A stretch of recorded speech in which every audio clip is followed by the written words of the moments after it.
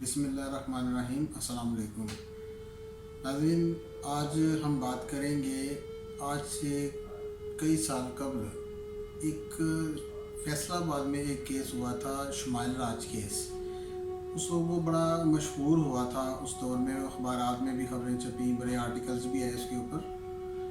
और वो भी इसी नौयत का केस था जिसमें एक अपनी जिन्स की तरफ राग़िब होने वाले ख़वातीन के बारे में, और एक मुनफरद केस था। वो आम तौर पर ऐसे केसेस सामने नहीं आते और ना ही बाकी किसी दुनिया में भी ऐसे केसेस ऐसे देखे गए इस हवाले से, जिस तरह का पाकिस्तान के शहर फैसलाबाद में ये वाक़या हुआ और उसके बाद ये लाहौर हाई कोर्ट तक ये मामला आया।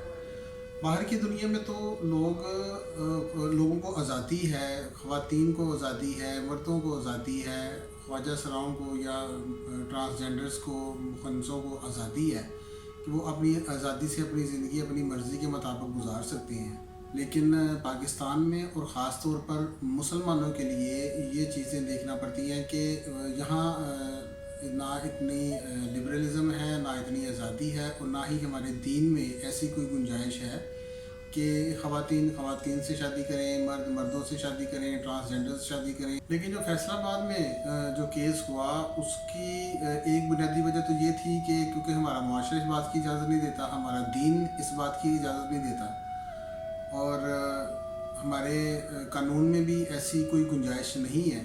इसलिए दो ख़वातीन ने शादी की और उसकी एक फ़्रॉड किया उन्होंने, लोगों से झूठ बोला, सबसे झूठ बोला उन्होंने।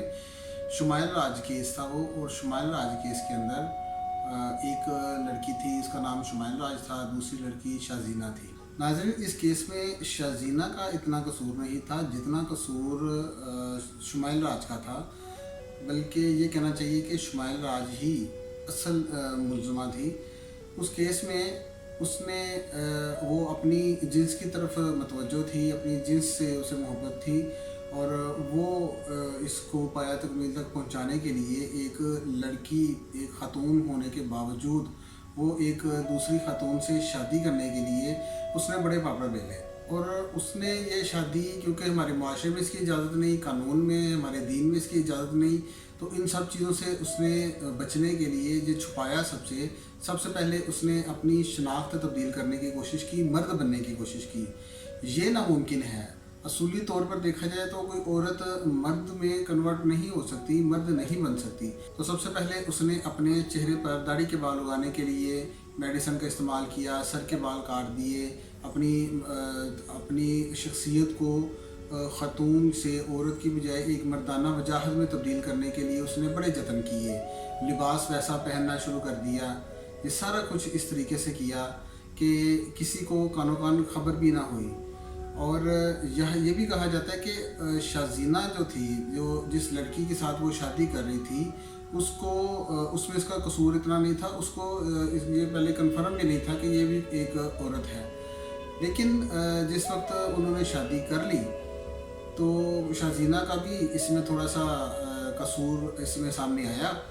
लेकिन क्योंकि असल जो मुलज़म थी उस वक्त शुमाइल राज, उसने ये सारे जतन करने के बाद उसने मेडिसिन का इस्तेमाल किया, उसने लिबास इस तरह का पहना, वो अपने चेहरे पर शेव तक, दाढ़ी के बाल तक ले आई। तो जब उनकी शादी हो गई, जब ये केस रिपोर्ट हुआ तो ये लाहौर हाई कोर्ट में ये केस लगा, और उस केस में इन दोनों लड़कियों को 4-4 साल कैद की सज़ा सुनाई गई। शाजीना शुमाइल राज की सहेली थी। ये काफ़ी अरसे से इकट्ठी थी, मिलती थी, सहेलियाँ थी, तो इसलिए इनका आपस में प्यार मोहब्बत जो एक सहेलियों का होता है। लेकिन उस लड़की के अंदर, शुमाइल राज के अंदर, उसकी सोच में, उसकी फितरत में, उसकी नफ्सियात में थोड़ा सा मसला था पैदाइशी तौर पर, और उसने उसको मजबूर किया ये इक़दाम उठाने के लिए। तो ये जेंडर आइडेंटिटी क्राइसिस का इशू शुमाइल राज के साथ था, तो जिसने ये सारा मामला किया। अब यहाँ मसला ये है कि अगर हम इस्लाम को, अपने दीन को साइड पे करके सिर्फ नफ्सियात के हवाले से, मेडिकल साइंस के हवाले से इसको देखें, तो दुनिया में ये कोई जुर्म नहीं है, दीगर मुआशरों में इसकी कोई ना ये जुर्म है और ना ही इसकी कोई सज़ा है, तो ये उनको आज़ादी दी गई है। लेकिन हमारे दीन के मुताबिक, इस्लाम के मुताबिक ये एक घिनौना जुर्म है और इसकी पकड़ भी बहुत सख्त है और इसमें किसी किस्म की रियायत का कोई सवाल ही पैदा नहीं होता। माहिरीन नफ्सियात और डॉक्टर्स हजरात तो यही कहते हैं कि ये एक बीमारी है, और जब इस किस्म का फैमिलीज़ में पता चलता है, वालिदैन को पता चलता है, तो वो सबसे पहले अपने बच्चों को उठाकर, जो भी इस बीमारी का शिकार होता है, उसको उठाकर पीर साहब के पास ले जाते हैं, जिन निकालने वाले बाबों के पास ले जाते हैं, दम दरूद करवाते हैं, उसको डॉक्टर के पास नहीं लेके जाते। और इससे उल्ट है मगरब के माशरे में, दूसरे मुआशरों में, कि वो सीधा डॉक्टर के पास जाते हैं, वहाँ कोई जिन भूत निकालने वाले नहीं है, ना वहाँ पर जाया जाता है, जो होंगे भी तो उनके पास जाया नहीं जाता। यहाँ पर जब जवाब मिल जाए, जिन निकालते निकालते वो इनकी जेबें भी खाली करते हैं और बहुत सी नाइंसाफ़ियाँ इनके साथ होती हैं, और जब यहाँ से मायूस होते हैं तो बिल आखिर जाती है डॉक्टर के पास है, और उस वक्त तक ये बहुत देर हो चुकी होती है।